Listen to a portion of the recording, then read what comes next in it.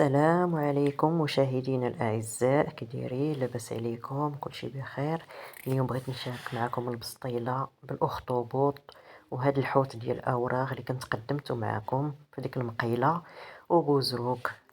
كتجي زوينه. عندي هنا هذا الحوت هذا غادي نديرو يطيب. غندير كاس ديال الماء وندير ورقه سيدنا موسى شويه ديال الملحه وكنديرو يطيب وكنقص عليه. وهاد الاخطبوط غادي نديرو في الكوكوت وغندير ليه كاس ديال الماء ورقه سيدنا موسى شويه ديال الملحه وغادي نسد عليه. ملي تصفر ليا الكوكوط غنحسب ليه 20 دقيقه صافي غيكون طاب. صافي ها هو الحوت ديالي. من بعد ما طاب انا نقيته من الشوك، حيدت ليه الشوك كامل. صافي عندي هنا عندي بوزروك، ها هو راني قطعته طريفات، وقزبور معدنوس، واحد البصله مشلضه، وهذا داك الاخطبوط هو من بعد ما تسلق ليا انا قطعته طريفات صغار. عندي هنا واحد خيزو، واحد كورجيطه، فلفله حمراء وخضراء مقطعين محكوكين، سمحوا لي. عندي هنا الشعريه رقيقه ديال السفه، انا ما درتش الفيرميسيل. العجينه عندي هنايا 6 ديال الكيسان ديال الدقيق مفورس، ومعلقه ديال الخل، معلقه ديال الزيت، شويه ديال الملحه، وعجنته بالماء بارد. العجينه كتكون قاصحه وكنخليوه يرتاح. عندي هنا داك الماء فاش طيبت الاخطبوط، هو فاش غادي نطيب داك الشعريه. وعندي العطريه، وغادي نبداو بسم الله. ناخد هاد المقله ديالي غندير فيها شويه ديال الزيت، ندير شويه ديال الزيت اللي غادي نطيب فيه داك بوزروك. غنخليه حتى تسخن وغنزيد داك بوزروك والبصله والربيع، غنديرهم دابا يتشحروا. يمكن غتستغربوا لهاد البسطيله اللي بالحوت الزرق، علاش لا؟ انا جربتها وراه كتجي زوينه، ما نحرموش ريوسنا. نقدر بعض المرات ما يكونش عندنا الحوت الابيض، ولا دابا كنعرفوا الحوت غالي، نعوضوا بهذا الحوت هذا. وبوزروك تا هو راه زوين بنين. غندير نص معلقه ديال الابزار، نص معلقه ديال التحميره، نص معلقه ديال الكمون، شويه ديال الملحه، غندير واحد المعلقه ديال العصير الحامض. صافي وغادي نخليها تشحر. صافي دابا غندوز غناخذ المقله غندير فيها شويه ديال الزيت، تقريبا نص كاس ديال الزيت صغير، هي فاش غنقلي هاد الشعريه هادي. صافي غنحركها وغنديرها فوق البوطه، كنبقى نحركها حتى كتحمر ليا.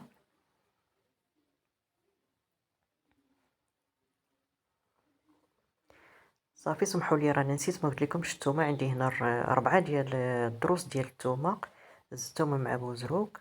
صافي دابا غنبقى نحرك في هاد الشعريه ديالي. شفتوها هي راه بدات كتحمر لينا من الجناب حتى كتحمر، وصدقوني راه كتجي بنينه احسن من الفيرميسيل، حيت ملي كنحمروها ما كتعجن ما والو، كتبقى واقفه، كتبقى شاده في راسها.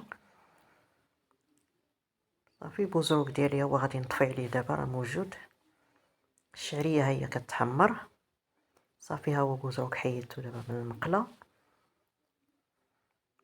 دابا غنزيد الخضره، هي غادي نشحرها غير شويه، ما غاديش ما نطيبهاش بزاف. درت ليها معلقه ديال التحميره، نص معلقه ديال القزبور، نص معلقه ديال الابزار والملحه. صافي غنزيدها شويه ديال الزيت. ها هي الشعريه ديالي من بعد ما وجدات، ها هي تحمرات. غنزيد هذاك الماء ديال الاخطبوط فاش طيبت الاخطبوط. صافي وغنديرها نقص عليها، غنخليها تقريبا قسمين د الماء كاع حتى كتنشف ليا، راه كتجي هي هذيك ناشفه. وغنزيدها هنا هاد العطريه ديال البسطيله زوينه، وغنزيد هنايا شويه ديال السودانيه، وغنزيد شويه ديال الابزار وشويه ديال التحميره. صافي دابا غنحرك وغنرجعها فوق البوطه حتى تنشف ليا من الماء. صافي وكنخليوها حتى تبرد. الخضره ديالي ها هي كما قلت لكم راه كنخليوها باقي قاصحه شويه باش كتجي بنينه، ما غاديش نطيبها بزاف. صافي دابا غنزيد هذاك الاخطبوط، وغنزيد داك الحوت الاخر، الحوت اوراغ. هو راه زوين وبنين، يجي بحال الطون. وصدقوني هاد البسطيله الا دقتوها ما تقولوش واش مصوبه بهاد الحوت ديال الطون. غنزيد ديك النص حامضه كامله، زدتو تقريبا 3 د المعالق. وغنزيد المعدنوس، انا كيعجبني المعدنوس بزاف. صافي غندير نص معلقه ديال الابزار، نص معلقه ديال القزبور، نص معلقه ديال التحميره، نص معلقه ديال الكمون، الملحه. وغنزيد شويه من ديك العطريه ديال البسطيله، وغنزيد شويه ديال السودانيه راه ما حاراش بزاف. غنزيد دابا 2 معالق ديال الزيت، وراه درتها ما فيهاش ليدام، نهائيا. صافي دابا غنديرها تشحر ليا فوق البوطه. الشعريه ديالنا ها هي راه وجدات، هي باقي ما برداش. ملي كتبرد راه كتولي كل حبه بوحدها. دابا غنزيد عليها داك بوزروق والبصله والربيع، غنزيد الخضره. صافي غنزيد كلشي. دابا غنخلط كلشي هنا. غنزيد داك المعدنوس ما سخيتش به غنزيدو. صافي دابا غادي نزيد داك الحوت الاخر اللي بقى ها هو من بعد ما تشحر ليا. صافي دابا غنخليوها تبرد وغندوزو للعجينه ونوجدو العجينه. صافي غنزيد داك شويه ديال العطريه اللي شاط ليا ديال البسطيله. العجينه ديالي ها هي. دابا من بعد ما طلقات انا غادي ندير فيها هاد الكويرات هادو.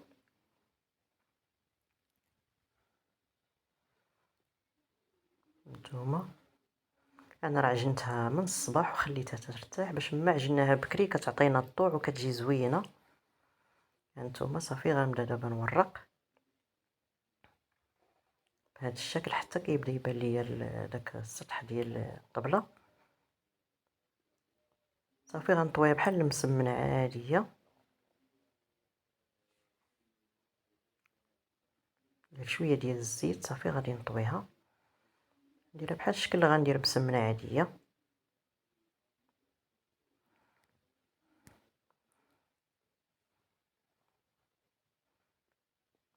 صافي دابا ها هي من بعد ما كملتهم ها هي دابا غنطلقها وغادي نقطعها على 4. هادي كتعطينا 4 ديال البسيطلات. ثم صافي دابا غنجيب هذا. كنت غنديرها فواحد المقله صغيره ولكن ما جاتنيش مزيانه. خديت هذه ديال نيوتيلا غندير فيه هاد الميكه باش ما تلصقش ليا العجينه في الجناب. صافي دابا غنبدا نعمرهم.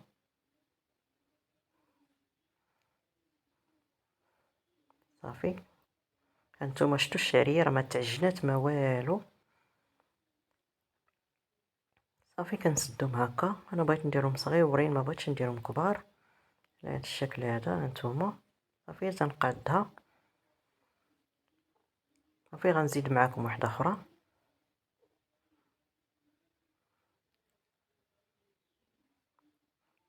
بصراحه هاد العجينه هادي ديال المسمن راه كتجي زوينه حتى هي.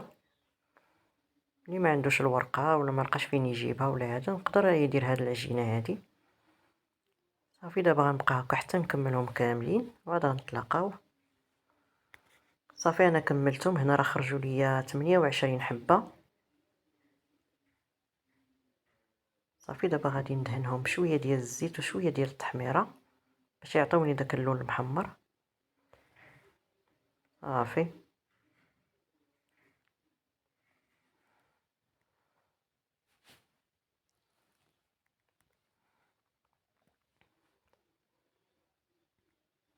صافي من بعد ما كملتهم كناخذ واحد الابره وغنتكهم كاملين باش ما يتنفخوش. الفران راني شعلته من قبل خصو يكون سخون بزاف.